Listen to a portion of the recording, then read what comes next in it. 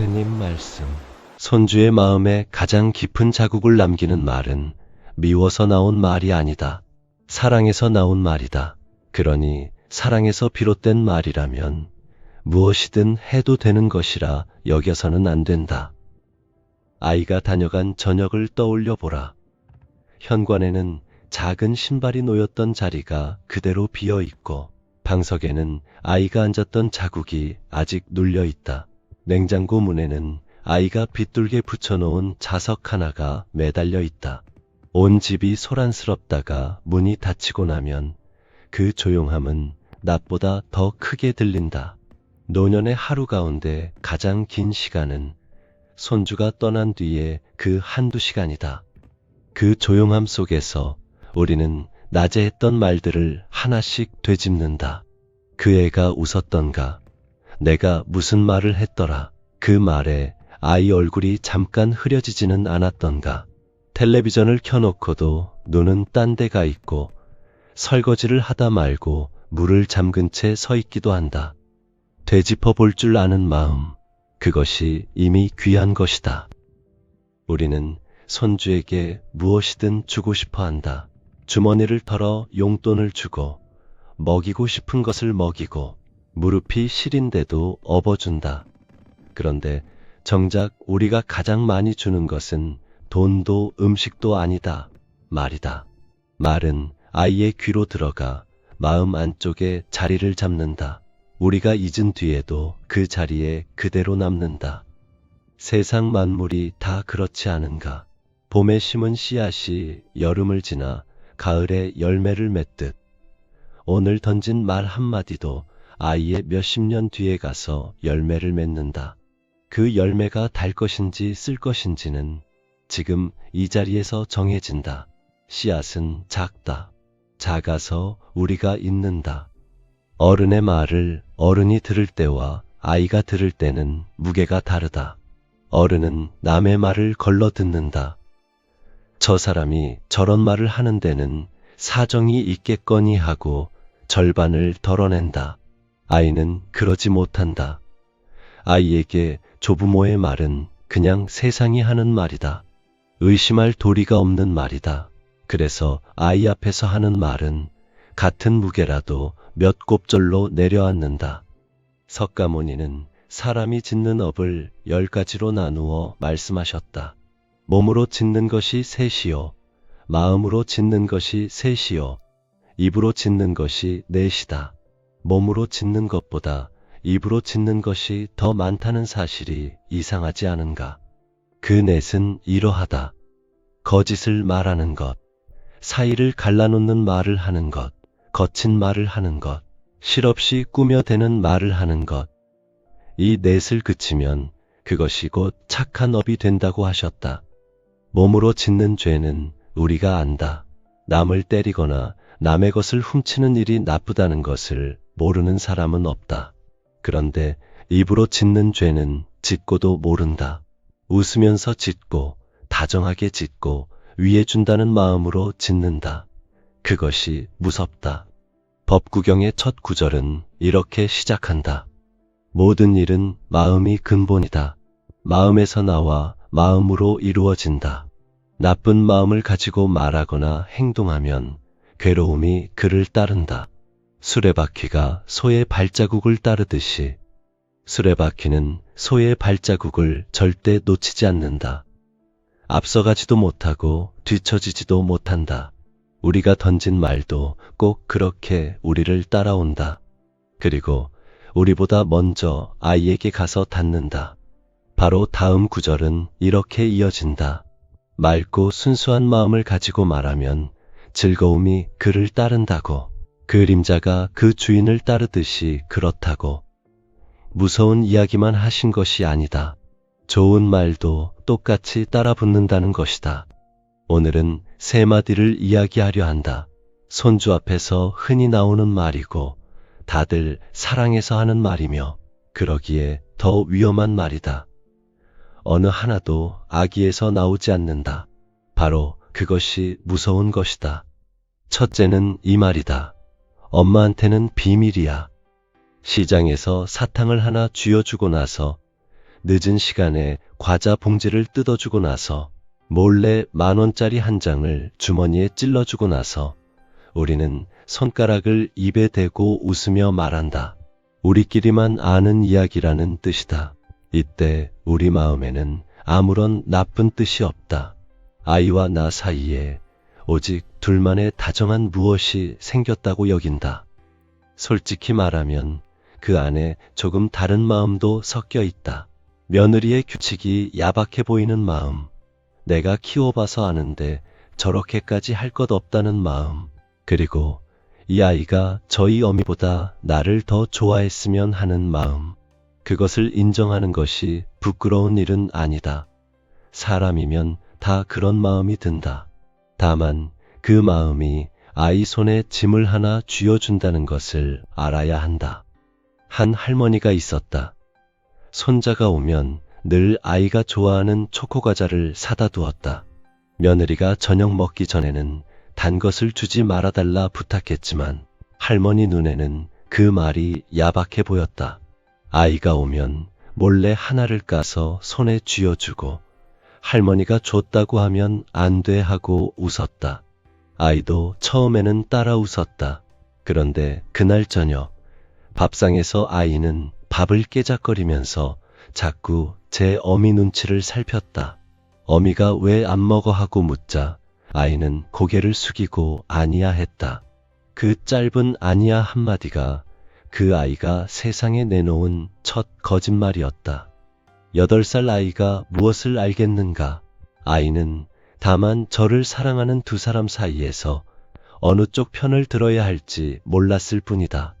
법구경에 이런 구절이 있다. 거짓말하는 자 지옥에 떨어진다. 거짓말을 했으면서 나는 하지 않았다고 말하는 자도 지옥에 떨어진다. 무섭게 들리는 말이지만 뜻은 간단하다. 거짓은 한 번으로 끝나지 않는다. 처음에 거짓을 덮기 위해 두 번째 거짓이 필요해지고 두 번째를 덮기 위해 세 번째가 필요해진다. 그렇게 마음 안에 방이 하나 더 생긴다. 아무에게도 보여주지 않는 방이다. 그 방을 어른이 만들어 주어서는 안 된다. 비밀은 짐이다. 어른에게도 무거운 짐인데 아이가 그것을 어떻게 지겠는가? 아이는 과자 하나를 받으면서 저울 하나를 함께 받는다. 한쪽에는 어미가 있고 다른 한쪽에는 조부모가 있다. 그 저울 위에서 매일 어느 쪽으로 기울어야 하는지 재면서 사는 것.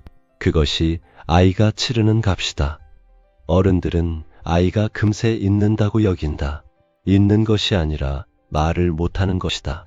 어린아이는 제 마음에 일어난 일을 설명할 말을 아직 갖지 못했다. 답답한 것이 있어도 그것이 무엇인지 몰라 그저 배가 아프다고 하고 잠을 설치고 까닭없이 짜증을 낸다. 우리는 그것을 보고 요즘 애들이 예민하다고 한다. 예민한 것이 아니라 지고 있는 것이다. 지금 이 이야기를 조용히 들어주시는 분들, 그리고 오래도록 곁을 지켜주시는 멤버십 가족분들께 깊이 감사드립니다. 숨기지 않고 나누는 마음이 관계를 살리듯 구독과 좋아요로 마음을 나눠주시면 이 자리가 더 오래 이어지겠습니다. 입으로 짓는 4가지 업 가운데 사이를 갈라놓는 말이 있다고 했다. 우리는 그 말을 남을 헐뜯어 두 사람을 떼어놓는 것으로만 안다. 그런데 갈라놓는 방법은 하나가 아니다. 나와 너만 아는 것을 만드는 것도 갈라놓는 일이다. 안쪽에 우리 둘을 넣고 바깥에 나머지를 세워두는 순간 금은 이미 그어진 것이다. 무엇보다 그 비밀은 아이에게 이런 것을 가르친다. 어른들은 서로에게 숨긴다. 사랑하는 사이에도 숨기는 것이 있다. 그러니 나도 숨겨야 한다. 아이가 자라 15이 되고 20이 되었을 때 그 아이가 무엇을 숨기게 될지 우리는 알 수 없다. 다만 숨기는 법을 어디서 배웠는지는 안다. 그러면 아이에게 아무것도 주지 말라는 말인가? 그럴 리가 있는가? 주되 숨기지 마라. 그것이 전부다. 사탕을 주고 싶으면 주고 주고 나서 며느리에게 아들에게 먼저 말하라. 오늘 애한테 사탕 하나 줬다. 밥 먹기 전인 건 알았는데 그래도 하나 줬다. 이 한마디에 아이는 짐을 벗는다. 어른들끼리 이야기가 오가는 것을 아이가 보게 하라. 다툼이 조금 있어도 좋다. 아이가 보아야 하는 것은 어른들이 완벽하게 사이좋은 모습이 아니라 숨기지 않고 이야기하는 모습이다. 한 할아버지는 손녀에게 용돈을 줄 때마다 딸에게 문자를 보냈다고 한다. 오늘 5,000원 줬다. 그것뿐이었다. 훗날 그 손녀가 20살이 되어 이런 말을 했다. 할아버지는 저한테 한 번도 거짓말을 시키신 적이 없다고. 숨기지 않는 사랑이 오래간다. 감춰야 하는 사랑은 아이가 그 무게를 알게 되는 날 무너진다. 그리고 비밀은 반드시 드러난다. 세상에 끝까지 덮이는 것은 없다. 어느 날 아이가 무심코 말을 흘리고 그러면 어미는 아이에게 화를 내는 대신 조부모에게 서운함을 품는다. 아이는 제가 어른들 사이를 갈라놓았다고 여긴다. 제 잘못이 아닌데 제 탓으로 앉는다. 그날 아이가 배우는 것은 하나다. 말하면 큰일 난다. 그때부터 그 아이는 말을 줄인다. 우리가 그토록 듣고 싶어하는 그 아이의 이야기를 우리 손으로 막아버리는 것이다. 혹 부모의 규칙이 정말로 지나치다고 여겨지거든. 그 말도 아이 등 뒤에서 하지 말고 앞에서 하라. 어른의 일은 어른들 사이에서 끝내라. 아이를 거쳐 가게 하지 마라. 아이는 우리 뜻을 전하는 심부름꾼이 아니다. 요즘 자식들 키우는 법이 우리 때와 다르다고 답답해하는 분이 많다. 우리는 흙 만지고 찬물 마시고도 잘 컸는데 별것을 다 따진다고 여긴다. 그 마음도 알겠다. 그러나 한 가지만 생각해보라.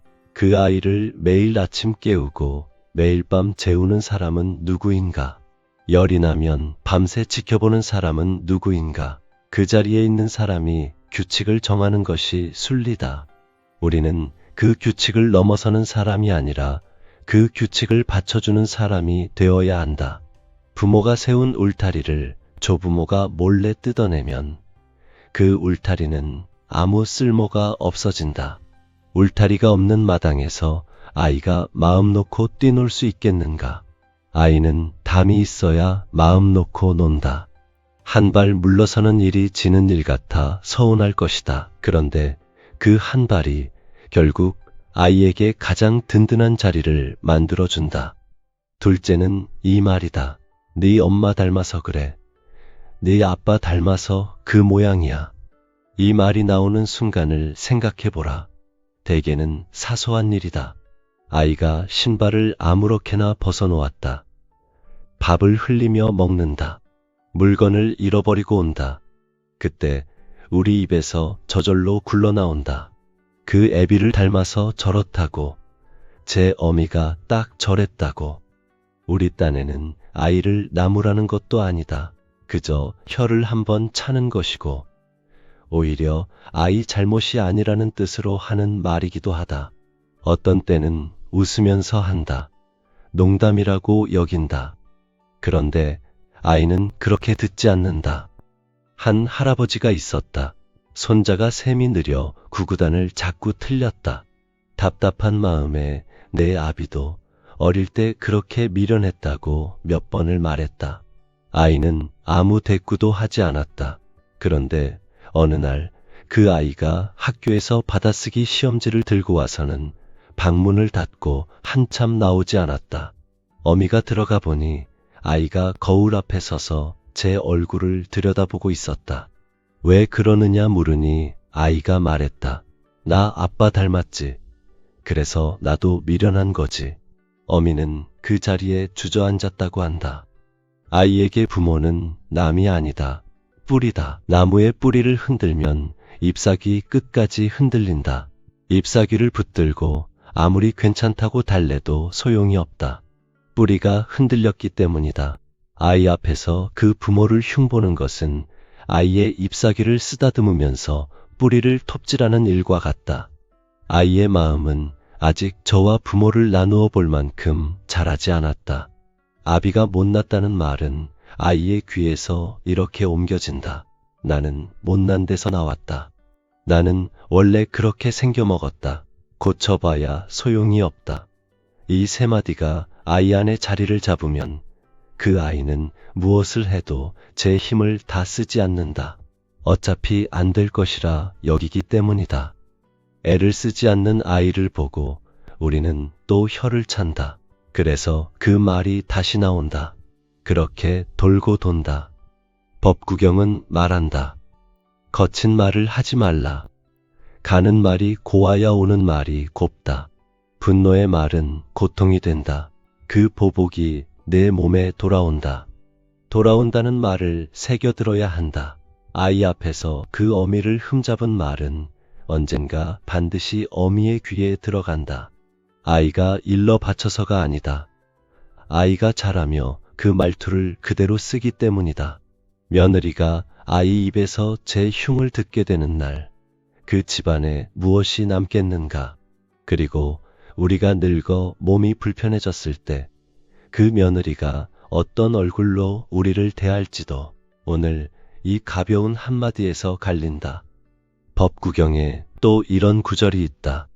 남의 허물은 보기 쉬워도 자기 허물은 보기 어렵다. 남의 허물은 겨처럼 흩어버리면서 자기 허물은 투전꾼이 나쁜 패를 감추듯 한다. 가만히 생각해보라. 우리도 그런 말을 들으며 자라지 않았는가? 내 애를 닮아 그렇다는 말, 내 어미 쪽 피가 그렇다는 말, 그 말을 들을 때 우리 속이 어땠는지 아직 기억에 남아있을 것이다. 대꾸는 못하고 고개만 숙였을 것이다. 그런데 그 말을 우리가 다시 하고 있다. 업이란 그런 것이다. 누가 시켜서 이어지는 것이 아니라 받은 대로 굳어져서 저절로 굴러간다. 관성처럼 흘러간다. 그 흐름을 끊을 수 있는 자리에 서본 사람은 우리 세대뿐이다. 우리가 끊지 않으면 손주가 제 손주에게 그 말을 하게 된다. 세대를 건너 흘러온 말을 여기서 멈추는 일, 그것이 늙은 사람이 할 수 있는 가장 큰 일 가운데 하나다. 자식의 허물이 유난히 눈에 밟히는 것은 우리가 그 아이를 키운 사람이기 때문이다. 그 허물의 절반은 우리에게서 왔다.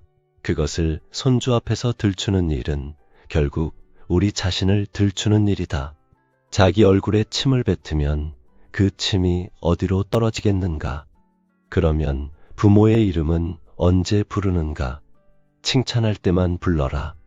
한 할머니는 손녀가 그림을 그려오면 늘 이렇게 말했다고 한다. 네 엄마도 어릴 때 그림을 참 잘 그렸다. 그 손을 그대로 물려받았구나. 손녀가 노래를 부르면 내 엄마 목소리가 곱더니 너도 곱구나 했다. 아이는 제 어미를 볼 때마다 자랑스러운 무엇을 하나씩 발견하게 되었다. 그리고 그 자랑스러움은 고스란히 제 것이 되었다. 훗날 그 아이가 사춘기를 지나면서도 제 어미와 크게 부딪히지 않았다는데 그 뿌리가 어디에 있었겠는가? 이름은 그렇게 쓰는 것이다. 좋은 것을 이어줄 때만 부모의 이름을 부르고 나머지는 그냥 그 아이의 일로 다루면 된다. 신발이 흐트러졌으면 신발 이야기만 하고 밥을 흘렸으면 밥 이야기만 하라. 거기에 사람의 이름을 붙이지 마라. 한 가지만 견주어 보자. 아이가 우산을 잃어버리고 왔다. 이때 나오는 말이 둘이다. 하나는 이것이다. 네 애비도 어릴 때 물건을 그렇게 흘리고 다니더니 너도 똑같구나. 다른 하나는 이것이다. 우산을 어디에 두고 왔는지 한번 되짚어 볼까? 앞에 말을 들은 아이는 제 핏줄을 원망하게 되고 뒤에 말을 들은 아이는 제 걸음을 되짚게 된다. 같은 상황에서 나온 두 마디인데 아이가 가는 길이 갈린다. 앞에 말은 아이를 굳게 만들고 뒤에 말은 아이를 움직이게 한다. 우리가 아이에게 정말 바라는 것이 무엇인가? 반성하는 것인가? 다음번에 우산을 챙겨오는 것인가? 뒤에 것이라면 뒤에 말을 하면 된다. 말을 이렇게 바꾸는 데는 힘도 돈도 들지 않는다. 다만 한 호흡이 필요하다. 혀가 먼저 나가려 할 때 숨을 한 번 삼키는 그 한 호흡. 그것만 익히면 된다. 그 한 호흡이 곧 수행이다. 절에 가야만 수행이 아니다. 밥상머리에서 나오려는 말을 한 번 삼키는 것. 그것이 우리 자리에서 하는 수행이다. 셋째는 이 말이다. 할머니 없으면 어쩌려고 그래. 할아버지 죽고 나면 누가 너 이렇게 해주겠니? 이 말이 어디에서 나오는지 우리는 안다. 외로움이다.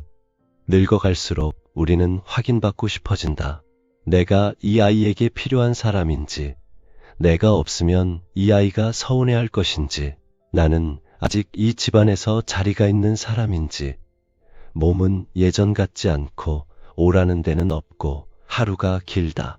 그런 날들을 지나본 사람은 그 마음을 나무랄 수 없다. 사람이면 다 그렇다. 다만 그 마음을 아이 앞에 내려놓아서는 안 된다. 한 할머니가 손녀를 오래 돌보았다. 딸내외가 맞벌이를 하는 통에 아이가 어릴 때부터 할머니 손에서 자랐다. 아이가 초등학교에 들어가고 제 친구들과 노는 시간이 늘어나자 할머니는 서운했다. 어느 날 아이가 밥을 남기고 일어서려 하자 할머니가 말했다. 할미 죽고 나면 이런 밥 누가 해주나 보자. 아이는 그 자리에 도로 앉아 밥을 다 먹었다. 할머니는 그날 아이가 말을 잘 들었다고 여겼다.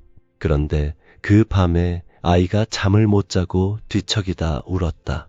어미가 왜 우느냐 물으니 아이가 말했다. 할머니 죽어? 그 뒤로 그 아이는 할머니 집에 갈 때마다 조금 무서워했다고 한다. 사랑이 무서운 것이 되어버린 것이다. 법구경은 이렇게 말한다. 애정에서 근심이 생기고 애정에서 두려움이 생긴다. 애정에서 벗어난 이는 근심이 없는데 어찌 두려움이 있겠는가. 이 구절을 사람을 사랑하지 말라는 뜻으로 읽으면 안 된다. 붙들려는 마음을 놓으라는 뜻이다. 사랑은 하되 그 사랑의 값을 되돌려 받으려 하지 말라는 것이다.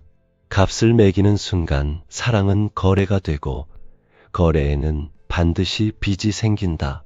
아이에게 빚을 지우지 마라. 법구경에는 이런 구절도 있다. 내 자식이다, 내 재산이다 하면서 어리석은 사람은 괴로워한다. 제 몸도 자기 것이 아닌데 어찌 자식과 재산이 제 것일까? 손주는 우리 것이 아니다. 잠시 우리 마당을 지나가는 봄바람 같은 것이다. 바람을 손에 쥐려 하면 손만 아프다. 마당을 열어두면 바람은 저 알아서 드나든다. 우리가 아이를 키우며 쏟은 것을 생각하면 서운한 것이 당연하다. 밤새 업어 재우고 아픈 몸으로 이유식을 끓이고 제 자식 키울 때보다 더 애를 태웠다. 그것이 어디로 갔나 싶을 때가 있다. 그런데 그것은 어디로 간 것이 아니다. 그 아이 안에 들어가 앉아 있다. 다만 아이가 그것을 갚을 수는 없다. 갚을 수 없는 것을 준 것이 바로 사랑이다. 돌려받으려 하는 순간 그 귀한 것이 빈 문서가 된다. 우리가 평생을 바쳐준 것을 우리 손으로 빈 문서로 바꿔놓는 셈이다. 그럴 필요가 어디에 있는가? 석가모니는 자비를 이렇게 일러주셨다. 마치 어머니가 목숨을 걸고 외아들을 지키듯이 모든 살아있는 것에 대해서 한량없는 자비심을 바라라. 목숨을 걸고 지키는 어머니가 아이에게 무엇을 요구하는가? 아무것도 요구하지 않는다. 고맙다는 말을 바라지도 않고 나 없으면 어쩔 거냐고 묻지도 않는다. 그저 지킬 뿐이다. 조부모가 아이에게 되어 주어야 할 자리가 바로 그 자리다. 산을 생각해보라. 산은 사람이 오르든 오르지 않든 그 자리에 있다. 오늘 아무도 찾아오지 않았다고 해서 산이 골짜기를 접어넣지 않는다. 여름에 오면 그늘을 주고 가을에 오면 열매를 준다. 안 오면 그냥 거기 있는다. 아이가 조부모를 떠올릴 때 그런 산 하나가 떠올라야 한다. 내가 잘하든 못하든, 자주 가든 못 가든, 거기 그대로 있는 자리. 아이에게 그런 자리 하나가 있으면 그 아이는 세상 어디에 나가서도 쉽게 무너지지 않는다. 세상은 아이에게 늘 값을 매긴다. 몇 등을 했느냐, 무엇이 될 것이냐, 쓸모가 있느냐. 그 값 매기는 세상에서 값을 묻지 않는 자리가 딱 하나만 있으면 된다. 그 하나를 우리가 맡으면 된다. 사람은 언젠가 넘어진다. 시험에 떨어지고 사람에게 배신당하고 하던 일이 무너진다. 그 아이도 예외가 아니다. 그때 아이가 어디로 가겠는가? 잘했을 때만 반겨주던 곳으로는 못 간다. 넘어진 얼굴로 들어가도 아무것도 묻지 않을 것 같은 곳. 그런 곳이 있어야 사람이 다시 일어선다. 우리가 만들어 주어야 할 것이 바로 그 문 하나다. 잘 돼서 오면 밥을 차려주고 안 돼서 와도 똑같이 밥을 차려주는 문. 그 문이 있는 아이는 세상에 겁을 덜 낸다. 그런 문을 가지려면 문지방에 조건을 새겨두지 말아야 한다. 나 없으면 어쩌려느냐는 말은 문지방에 새기는 글자와 같다. 아이는 드나들 때마다 그 글자를 밟는다. 우리가 없어질 것을 걱정시키지 마라. 있는 동안 있어주면 그것으로 충분하다. 그리고 우리가 정말 없어진 뒤에도 아이 안에 남은 그 자리는 없어지지 않는다. 그러면 우리 외로움은 어디에 두는가? 이 물음을 그냥 넘기지 마라. 이것이 셋째 말의 뿌리이기 때문이다. 외로움을 손주에게 맡기면 반드시 그 말이 나온다. 자식에게 맡겨도 마찬가지다. 그래서 늙어갈수록 제 마음 둘 곳을 스스로 마련해 두어야 한다. 아침에 눈 뜨면 갈 데가 있는 사람은 손주에게 매달리지 않는다. 밭이든 텃밭 한 떼기든 경로당이든 절이든 같이 늙어가는 친구 두엇이든 무엇이든 좋다. 손끝을 놀릴 일이 있고 말을 나눌 사람이 있으면 마음이 한쪽으로 쏠리지 않는다. 옛 선사들이 홀로 앉는 시간을 그토록 귀히 여긴 까닭도 여기에 있다. 홀로 앉을 줄 아는 사람만이 남에게 기대지 않는다. 기대지 않는 사람이 도리어 남을 편하게 해준다. 손주가 우리 집에 오면 마음이 편하다는 말을 듣고 싶거든. 우리부터 혼자 있을 때 편안해야 한다. 외로움은 없앨 수 없다. 다만 어디에 둘지는 고를 수 있다. 그것을 아이 어깨 위에 올려두지만 않으면 된다. 여기까지 듣고 이런 마음이 드는 분이 계실 것이다. 그러면 대체 무엇을 주라는 말인가? 이 말도 하지 말고 저 말도 하지 말라 하니 늙어서 손주 앞에서 입도 뻥긋 못하겠구나. 그렇지 않다. 줄 것은 얼마든지 있다. 옛 경전에 이런 이야기가 전한다. 어떤 사람이 석가모니를 찾아와 하소연했다. 하는 일마다 되는 것이 없으니 무슨 까닭이냐 물었다. 남에게 베풀지 않았기 때문이라는 답이 돌아왔다. 그가 다시 말했다. 저는 아무것도 가진 것이 없는 빈털터리인데 무엇을 준단 말입니까? 그러자 이런 답이 돌아왔다. 재산이 없어도 남에게 줄 수 있는 것이 7가지가 있다. 그 7 가운데 앞에 4이 이러하다. 부드러운 눈빛으로 바라보는 것, 밝고 온화한 얼굴로 대하는 것, 다정하고 부드러운 말을 건네는 것, 따뜻한 마음으로 대하는 것, 돈이 드는가, 힘이 드는가, 무릎이 아파도 할 수 있고, 귀가 어두워도 할 수 있고, 주머니가 비어 있어도 할 수 있다. 넷을 하나씩 손주 앞에 놓아보라. 부드러운 눈빛이란 아이를 위아래로 훑지 않는 눈이다. 얼마나 컸나, 살이 쪘나 빠졌나, 옷이 저게 뭔가 하고 살피는 눈이 아니라 그냥 반가워서 머무는 눈이다. 아이는 훑는 눈과 머무는 눈을 귀신같이 구별한다. 온화한 얼굴이란 웃는 얼굴만을 말하지 않는다. 아이가 무슨 이야기를 꺼내도 놀라거나 화내지 않을 것 같은 얼굴이다. 그 얼굴 하나가 아이의 입을 연다. 부드러운 말이란 길게 하는 말이 아니다. 짧아도 좋다 왔구나. 밥 먹자. 그랬구나. 애썼다. 이 네 마디면 넉넉하다. 따뜻한 마음이란 아이가 없는 자리에서도 그 아이 편이 되어주는 마음이다. 자식 내외가 아이 흉을 볼 때 함께 거들지 않는 것. 그것이 마음의 보시다. 노년이 가난하다고 여기지 마라. 우리는 가장 값진 것을 가장 많이 가지고 있는 사람들이다. 손주가 오면 무엇을 먹일까부터 생각하지 말고 어떤 눈으로 그 아이를 볼 것인지부터 생각하라. 아이가 문을 열고 들어설 때 우리 얼굴이 어떤 얼굴인지 아이는 그 한순간에 다 읽는다. 아이들은 말은 절반만 알아듣지만 얼굴은 전부 알아본다. 손주가 자라 어른이 된 뒤에 기억하는 것도 우리가 사준 물건이 아니라 우리 얼굴이다. 한 할아버지 이야기를 들었다. 그는 말수가 아주 적은 사람이었다. 손자가 오면 별말 없이 마루에 나란히 앉아 마당을 내다볼 뿐이었다. 무엇을 가르치지도 않고 무엇을 묻지도 않았다. 손자가 학교에서 무슨 일이 있어 시무룩하게 왔을 때도 그저 옆에 앉아 있었다. 한참 있다가 딱 한마디를 했다고 한다. 그랬구나. 그 손자가 어른이 되어 아버지 상을 치르고 난 뒤에 살면서 가장 그리운 사람이 누구냐는 물음에 그 할아버지라고 답했다. 무엇을 해주어서 그리운 것이 아니다. 그랬구나. 이 한마디가 얼마나 큰 것인지 우리는 잘 모른다. 그 말에는 판단이 없다. 잘했다는 것도 아니고 잘못했다는 것도 아니다. 그저 내 마음이 그랬겠구나 하고 알아주는 것뿐이다. 사람이 살면서 가장 목마른 것이 바로 그것이다. 어른도 그렇고 아이도 그렇다. 우리가 젊었을 때를 떠올려 보라. 힘든 일을 겪고 왔을 때 우리를 일으켜 세운 것은 훌륭한 충고가 아니었다. 아무 말 없이 밥 한 그릇 떠주던 손이었다. 손주에게도 똑같다. 법구경에 이런 구절이 있다. 쓸모없는 말을 엮어 늘어놓는 천마디보다 들으면 마음이 가라앉는 한마디가 훨씬 뛰어난 말이다.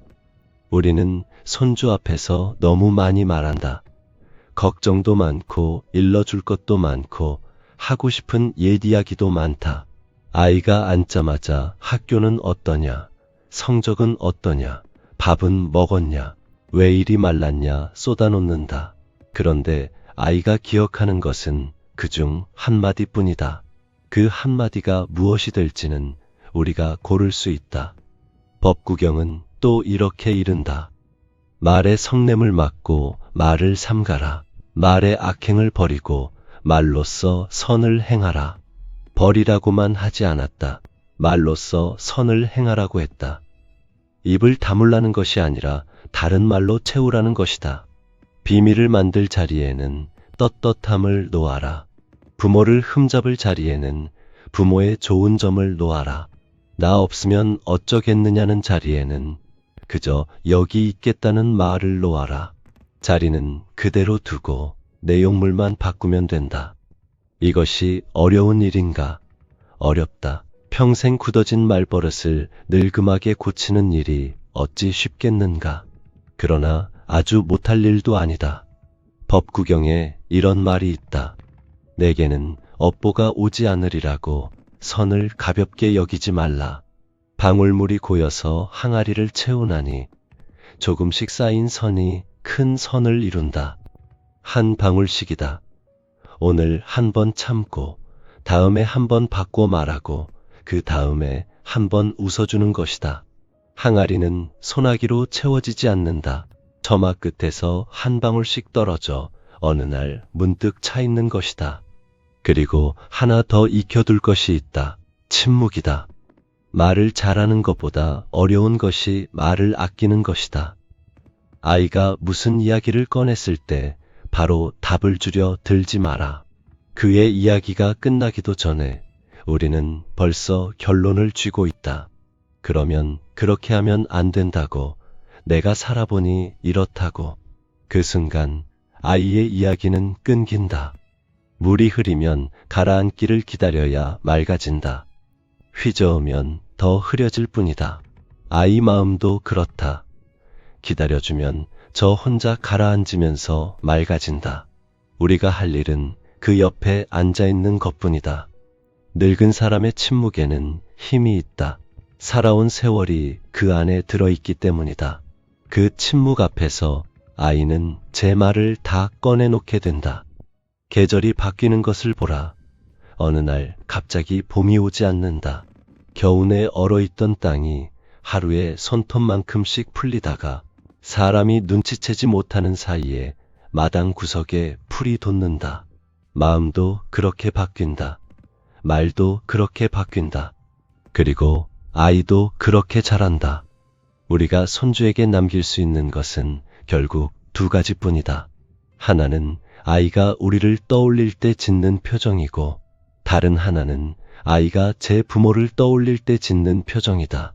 그 두 표정을 만드는 것이 지금 우리 입에서 나가는 말들이다. 우리가 이 세상에 없는 어느 날, 그 아이가 저녁을 짓다 말고 문득 우리를 떠올릴 것이다. 그때 아이의 마음에 무엇이 남아있기를 바라는가? 몰래 쥐어준 사탕의 단맛이겠는가? 아니면 숨길 것 없이 화나던 얼굴이겠는가? 늙는다는 것이 서럽고 손주가 멀어지는 것이 서운한 날들이 있을 것이다. 그 서운함을 아이에게 물어보지 마라.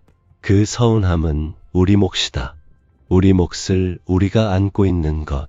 그것이 어른의 자리다. 그리고 그 자리를 지키는 노인 하나가 있는 집안은 좀처럼 무너지지 않는다. 집집마다 그런 사람이 하나쯤 있었다. 별말 없이 마루 끝에 앉아있던 사람. 무슨 일이 나도 흔들리지 않던 사람. 그 사람이 있어서 그 집이 버텼다. 이제는 우리가 그 자리에 앉을 차례다. 돌아보면 우리도 참 서툴렀다. 자식 키울 때는 먹고 사느라 바빠 제대로 봐주지도 못했고, 아는 것이 없어 들은 대로 키웠다. 그 미안함이 남아 손주에게 더 잘해주고 싶은 것이다. 그 마음을 나무랄 사람이 어디에 있겠는가.